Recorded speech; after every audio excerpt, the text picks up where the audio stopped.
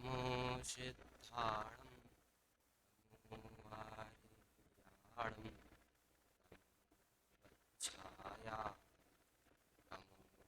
तमोसा वन्दितु सब सिद्धे ध्रुवमचलमणो भवं गतिं तत्ते गच्छामि समय बाहुं सुतकेवली भणिदम् नमः समय साराय शानुभूत्या चकासते चित्स्वभावाय भावाय सर्वभावान्तरच्छिदे मैं करता हूँ कर्म का कर्म है मेरा कर ऐसी मिथ्या मान्यता है मिथ्यात्म तल्लीनता सुख में आत्मधर सी जिन जिन वर देव ने समझाया समझाया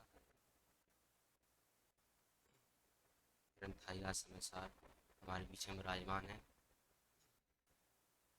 रचित का सम्मान ग्रंथ समयसार आगम नहीं परमागम। परमागम क्यों है? क्योंकि इसमें आत्मा से परमात्मा बनने की बात बताई गई है। आगम क्यों नहीं है? तथ्यकरण से अपचार आगम है, महापुराण आगम है, क्योंकि इसमें अनुभव की बात बताई गई है। आचार्य कुंदेव इसमें किसी दूसरे की बात नहीं कहते, अपनी अनुभव की बात करते हैं, इसलिए परमागम। कर्ता कर्म अधिकार गाथा नंबर 75 की टीका और गाथा की चर्चा हो चुकी है। इसमें 49वें कलश की चर्चा इसमें बताया है। जहाँ व्यापक संबंध होता है वहाँ कर्ता कर्म संबंध। जीव आत्मा और आत्मा में भेद विज्ञान कर लेता है तो है जीव ज्ञानी हो जाता है, इतना इसमें बताया। इसमें 81 नंबर की गाथा जो आचार्य सेन की है उसका अर्थ पढ़ते हुए 49वें कलश पर आगे बढ़े। बताया इस प्रकार ख्याति लाभ पूजादि समस्त रागादि विकल्प में औपाधिक परिणामों से रहित समाधि में स्थित होकर जो जानता है वह ज्ञानी होता है। इसमें बता दिया समाधि में ही स्थित हो तो है भी ज्ञानी है। कल भी चर्चा की थी समाधि माने क्या? जहाँ आदि नहीं, व्याधि नहीं, उपाधि नहीं, वह समाधि है, इसलिए उसमें स्थित होता है, उसका नाम, उसे यहाँ पर ज्ञानी कह रहे हैं। और आगे बात कही, इसमें भी यही कहा गया है कि समस्त रागादि भावों से रहित समाधि में स्थित होकर जो जानता है वह ज्ञानी है।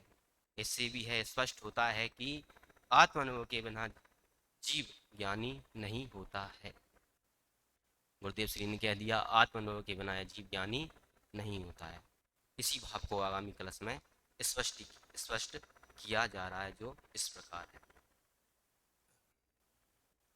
व्याप्त व्यापकता तथा आत्मनि भवेत् नैवात्तथा आत्मनपि व्याप्त व्यापक भाव संभव मृते का कर्ति कर्म स्थिति इत्युदाम विवेक घस्म मर्महो भारेण भिन्नस्तमो ज्ञानी भूय तथा स एष लसता कर्तृत्व शून्यः पुमान्। अनुवाद तत्स्वरूप भाव में ही व्यापक बने न कता भी है।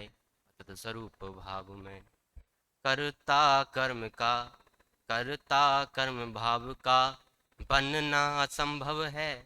व्यापक भाव संबंध के अभाव में इस भांति प्रबल विवेक दिन कर से ही भेद अंधकार लीन निज ज्ञान भाव में कर्तृत्व भार से शून्य सो बहमान पूर्ण निर्भाल मगन आनंद स्वभाव में।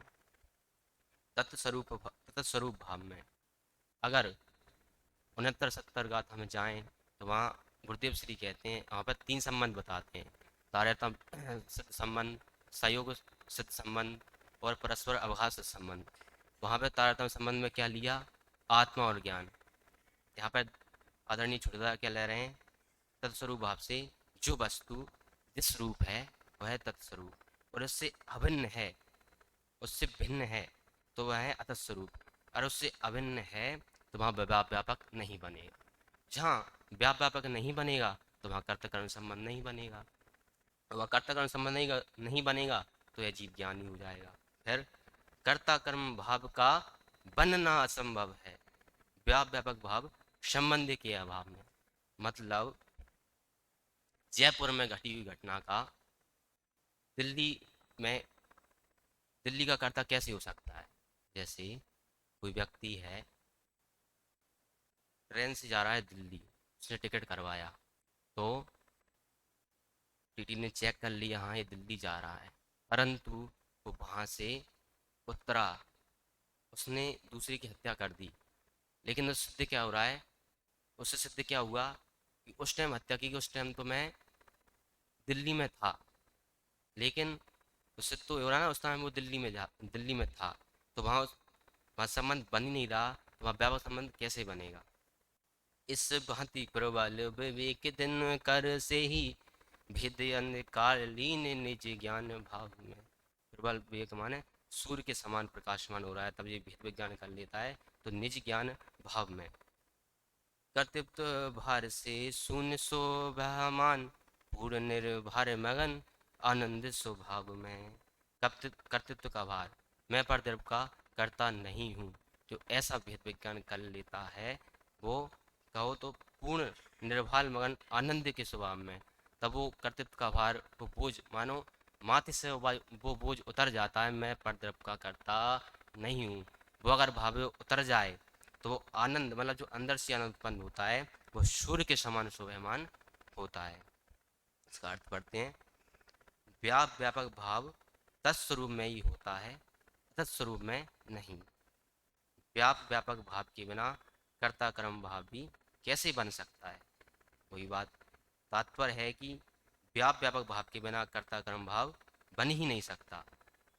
फिर इस प्रकार प्रबल विवेक और सर्वग्राही ज्ञान के भार बल से पर कर्तृत्व संबंधी अज्ञान अंधकार को भेदता हुआ है आत्मा ज्ञानी होकर पर कर्तृत्व से शून्य हो स्वयमान हो रहा है। वो ज्ञान भार मतलब पर कर्तृत्व को छोड़, पर कर्तृत्व की बुद्धि वो मिट जाए तो वह अंधकार अगर वो दूर हो जाए तो वह आत्मज्ञानी होकर पर कर्तृत्व सूर्य मतलब सूर्य के समान स्वयमान हो रहा है। अब उक्त कलश के भाव को पंडित जयसन जी छाबड़ा ने भावार्थ में कुछ इस प्रकार स्पष्ट किया है, जो इस प्रकार है, जो सर्व अवस्थाओं में व्याप्त होता है सो तो व्यापक है, और कोई एक अवस्था विशेष वह व्यापक उस व्यापक का व्याप है। व्यापक माने जीव और व्याप माने मनुष्य। क्या बोला? व्यापक माने जीव और व्याप माने मनुष्य। जो अवस्था में व्याप्त होता है, व्याप से अपने जीव ले लिया और जीव से मैंने द्रव्य ले लिया, और कोई एक अवस्था विशेष व्याप मतलब व्याप से अपने मनुष्य ले लिया, तो मनुष्य में पर्याय, जहाँ जहाँ जीव होगा तो दोनों सत्ता दोनों की है, जीव की भी है और मनुष्य की भी है, परंतु तो जहाँ जहाँ जीव होगा, जहाँ जहाँ मनुष्य होगा तो वहाँ जीव तो जरूर होगा ही। तो उसी को ही कह रहे हैं, जो सर्वावस्था में व्याप्त होता है सो तो व्यापक है, जीव है, और कोई एक अवस्था विशेष उस व्यापक का व्याप है मतलब मनुष्य। तो इस प्रकार द्रव्य तो व्यापक ही है और पर्याय व्याप है, तो द्रव्य पर्याय अभेद रूपी है। जो द्रव्य का आत्मा स्वरूप अथवा सत्व है वही पर्याय का आत्मा स्वरूप अथवा सत्व है। ऐसा होने से द्रव्य पर्याय में व्याप्त होता है, द्रव्य माने जीव और पर्याय माने मनुष्य, उसमें व्याप्त होता है। तो क्या, और पर्याय द्रव्य के द्वारा व्याप्त हो जाती है, ऐसी व्याप्त व्यापकता तत्स्वरूप में ही है, तत्स्वरूप में ही अभिन्न सत्ता वाले पदार्थ में ही होती है। अभिन्न मतलब उससे अलग रूप है अभिन्न। सोना है और चूड़ी है, तो बता रहे अभिन्न सत्ता वाले पदार्थ में ही होती है। तो सोना सोना और चूड़ी है तो अभिन्न सत्ता वाले पदार्थ, लेकिन सोना और चूड़ी है मतलब अभिन्न है, तो वहाँ पे व्यापक बन रहा है, तो वहाँ व्यापक नहीं बन रहा क्योंकि अभिन्न है। तो तत्स्वरूप में ही जिसकी सत्ता भिन्न भिन्न है ऐसे पदार्थों में नहीं होती। तो जब पदार्थ भिन्न भिन्न है तो वहाँ व्यापक बनेगा ही नहीं, तो वहाँ व्यापक नहीं बनेगा तो वहाँ कर्ता कर्म बना नहीं होगा। जहाँ व्यापक भाव होता है वहीं कर्ता कर्म भाव होता है। जहाँ व्यापक भाव होगा वहीं कर्ता कर्म भाव अवश्य होगा। तो फिर व्यापक भाव के बिना कर्ता कर्म भाव नहीं होता। ऐसा जो जानता है वह पुद्गल और आत्मा के कर्ता कर्म भाव नहीं होता। मतलब ना वो पुद्गल का कर्ता होता है, मतलब आत्मा के कर्ता भाव का भी कर्ता नहीं होता है। ऐसा जानता है, ऐसा जानने पर वह ज्ञानी होता है, कर्ता कर्म भाव से रहित होता है और ज्ञाता दृष्टा जगत का साक्षीभूत होता है। तो मतलब ऐसा वो जान ले तो ज्ञात दृष्टा पूर्वक जगत का साक्षीभूत होता है। टीका और कलश के भावार्थ से संपूर्ण बात एकदम स्पष्ट हो गई है, अतः कुछ भी विशेष कहने की आवश्यकता नहीं रह जाती है। अब इसमें कबीर पंडित बनारसीदास जी इस छंद का भावानुवाद इस प्रकार करते हैं। जैसो जो दर्ब ताके तैसो गुण पर जाए, ताही सो मिलत पे मिले न कहूँ आन सो। जीव जीव वस्तु चेतन कर्म जड़ जाति भेद, अमल मिलाप त्यों निबतम जोड़े कान सो। ऐसो सुविवेक जाके हृदय प्रगट भयो, ताको भ्रम गयो त्यों ते मल भग भान सो। सो ही जीव कर्म को करता सो दिस पे, अकर्ता कहो है शुद्धता के परमान सो। जैसो जो द्रवता के तैसो गुण पर्याय, मतलब जहाँ द्रव गुण पर्याय होते हैं ताही सो मिलत पे मिले न कहूँ, वहाँ और कुछ नहीं मिलता है। जीव वस्तु चेतन कर्म जड़ जाति भेद, जहाँ जीव वस्तु है, जहाँ जीव है तो वहाँ चेतन है, और जड़ जाति भेद, जड़ माने पुद्गल, जहाँ जी अलग हैं। अमल मिलाप, अमल माना असंभव, मिलाप ज्यों निवत्तम जुड़े कान सो, जिस प्रकार निमित्तम कान से नहीं जुड़ सकते उसी प्रकार ऐसो ऐसो सुविवेक जाके हृदय प्रकट भयो। ऐसो जाके जो विवेक हृदय में उत्पन्न होता है, ताको भ्रम गयो त्यों तिमर भाग भानसों, तिमर हमारे अंधकार, भानसों माने सूर्य के समान अंधकार दूर हो जाता है। तो फिर सो ही जीव कर्म को करता हो से दिसे पे, मतलब यद्यपि ऐसा जीव इस अज्ञानी जगत को कर्ता के समान दिखाई तो देता है, परंतु अकर्ता कहो है शुद्धता के परमानसों, मतलब परंतु अकर्ता तो शुद्ध निश्चय से अकर्ता कहा गया है, किसी का कर्ता शुद्ध निश्चय से नहीं कहा गया है। इसका अर्थ जो द्रव्य जिस प्रकार का होता है उसके गुण पर्याय भी उसी प्रकार के होते हैं। जो द्रव्य होगा उसी प्रकार गुण पर्याय होंगे, और वे उसी से मिलते हैं, किसी अन्य द्रव्य से नहीं मिलते हैं। जो द्रव्य गुण पर्याय होंगे वो उसी से ही मिलेंगे और अन्य द्रव्य से नहीं मिलेंगे। जीव चेतन जाति द्रव्य और पुद्गल जड़ अचेतन जाति का है। इस प्रकार इन दोनों में जाति भेद है, इनका मिलाप उसी प्रकार अमिल मन असंभव है, जिस प्रकार निवत्तम पर कान का होना, कान कर्ण तो चेहरे पर आ पर ही होता है, निमंत्रण पर नहीं होता है। मतलब निमंत्रण माने कान, कान नीचे निमंत्रण पर नहीं हो सकता, उसी प्रकार निमंत्रण पर नहीं हो सकता। जिस प्रकार कान का निमंत्रण पर होना संभव ही नहीं है, उसी प्रकार जड़ और चेतन का कर्म और जीव के मिलाप भी असंभव है।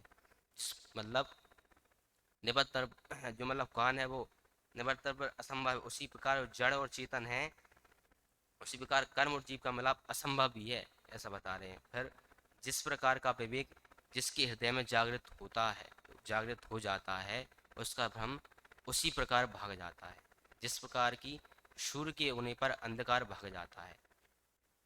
यद्यपि ऐसा जीव जिस अज्ञानी जगत को कर्ता के समान ही दिखाई देता है, मतलब जीव को ऐसा दिख रहा है मैं ऐसा करता हूँ, वो दिखाई तो दे रहा है, परंतु वो अज्ञानी जगत को कर्ता के समान दिखाई दे रहा है, तथापि वह परमागम में शुद्ध नय से अकर्ता ही कहा जाता है।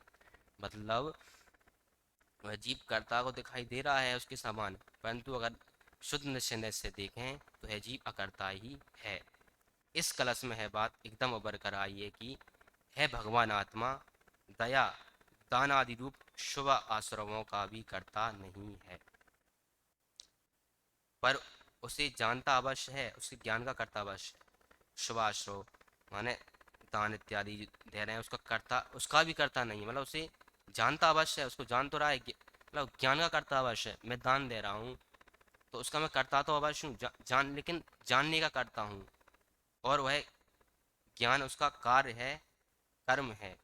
तात्पर्य है कि विकारी भावों का कर्ता नहीं होने पर भी उनके जानने रूप निर्बल परिणाम का कर्ता आत्मा है। विकारी भावों का कर्ता नहीं होने पर, विकारी माने मोह राग द्वेष, उसका कर्ता नहीं है, मतलब उसके निर्मल रूप परिणाम उनका कर्ता आत्मा है। और उसकी जो निर्मल रूप पर्याय हो रही है, निर्मल मतलब पूर्ण वितरागी दशा, उसका तो कर्ता आत्मा है, निर्मल रूप पर्याय हो रही है, उसका कर्ता तो है, परंतु जो अज्ञान दशा हो रही है, मतलब मैं उसको करता हूँ विकारी भावों से, द्रव्य कर्म भाव कर्म नव कर्म, उसके माध्यम से ये चीज जान रहा कि मैं उसका करता हूँ, और परंतु उसकी जानने रूप निर्बल, उसके जानने रूप का वो करता अवश्य है। और स्वामी जी इस प्रकार इसको स्पष्ट कर रहे हैं, भगवान आत्मा कर्ता और दयादान व्रत भक्ति आदि विभाव भाव इसके कर्म ये कैसे हो सकता है। दया दान आदि व्रत आदि, विभाव माने कसाय शुभ विवाह माने शुभाश्रव कसाय इत्यादि ये ले सकते हैं। और दया दान आदि व्यवहार की काम तो आत्मा कर ही नहीं सकता, मतलब दया दान व्यवहार के काम तो आत्मा कर ही नहीं सकता, परंतु दया दान करने के विकारी परिणाम भी आत्मा के कार्य नहीं है, क्योंकि विभाव आत्मा से अतः स्वरूप ही है। अतः स्वरूप माने उसका कोई कर्ता नहीं है, उसके विकारी परिणाम आत्मा कार्य तो हो रहे हैं, और व्यवहार रूप आत्मा का अतः स्वरूप है। अतः स्वरूप मान लें कोई उसका कर्ता नहीं है, और कर्ता नहीं होगा तो वहाँ व्यापक संबंध नहीं बनेगा, जहाँ व्यापक व्यापक संबंध नहीं बनेगा तो यह जीव ज्ञानी हो जाएगा। तो भगवान आत्मा का व्याप्त बीतरागी पर्याय है। बीतरागी मतलब पूर्ण बीतरागी दशा, जैसे हमारी आत्मा है अभी हमें, तो अभी हम मोह राग द्वेष से हैं, तो यहाँ पर तो बता रहे हैं व्याप्त माने पूर्ण बीतरागी दशा। कैसे कहाँ से, चतुर आदि गुण स्थानों में जो सम्यक दर्शन ज्ञान चात रूप शुद्ध रत्न की पर्याय प्रकट होती है, वही आत्मा का व्याप है, अन्य नहीं है। मतलब व्याप तो व्यापक माने पूर्ण बीतरा की दशा, और कहाँ से, चतुर्गुण स्थान से आगे तो है, चतुर्गुण स्थान से आगे बताएं पूर्ण बीतरा की दशा। व्याप माने उदाहरण ले सकते हैं, जैसे कि व्याप माने प्रवचन हॉल, और व्यापक माने जहाँ पर हम बैठे हैं, तो ये हुआ है अन्न नहीं है, मतलब शुद्ध है, तो इसमें मतलब कोई व्यापक संबंध नहीं बन रहा है। और जहाँ मतलब व्यापक संबंध नहीं बनेगा तो कर्ता कर्म संबंध नहीं बनेगा।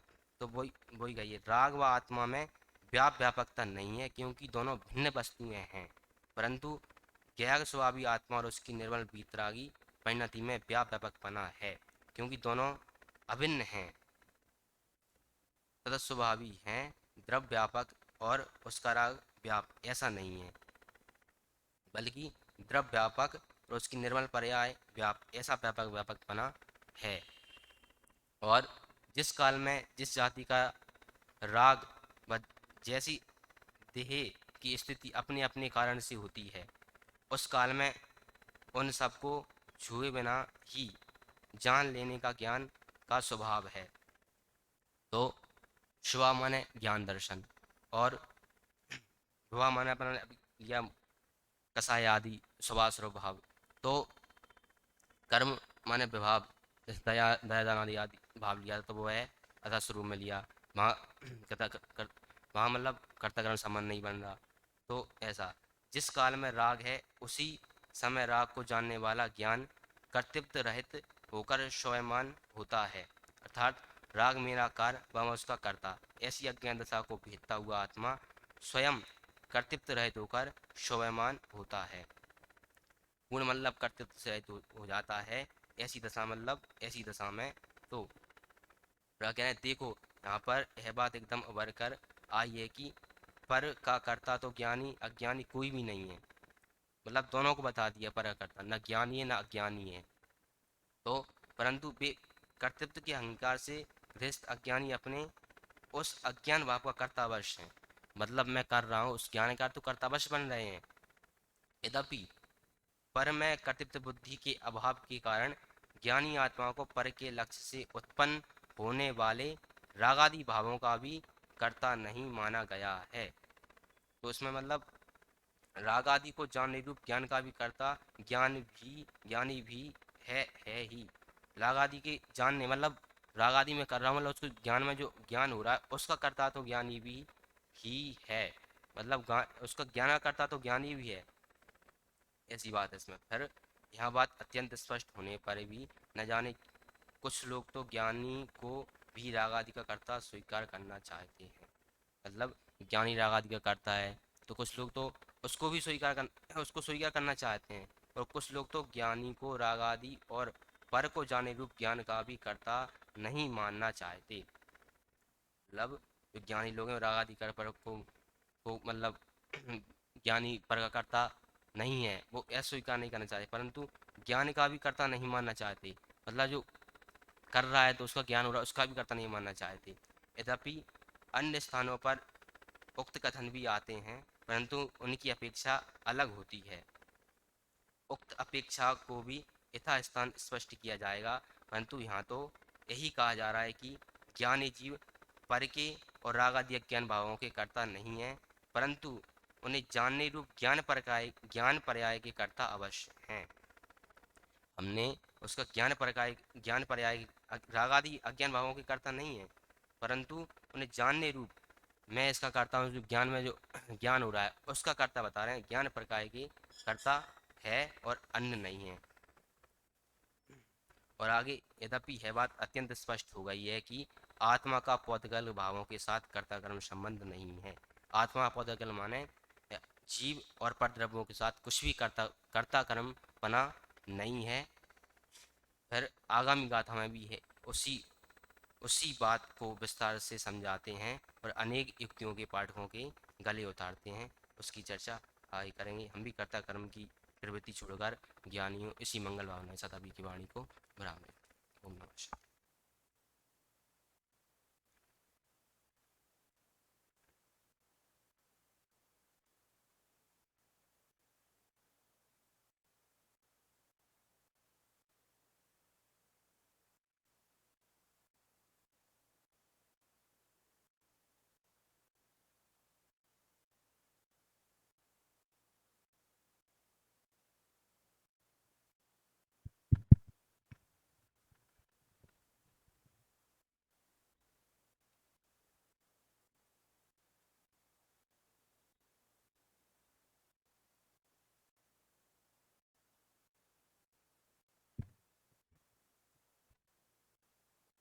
अभी हम सभी ने अमन जैन अकाजरी विद्यार्थी अकाजरी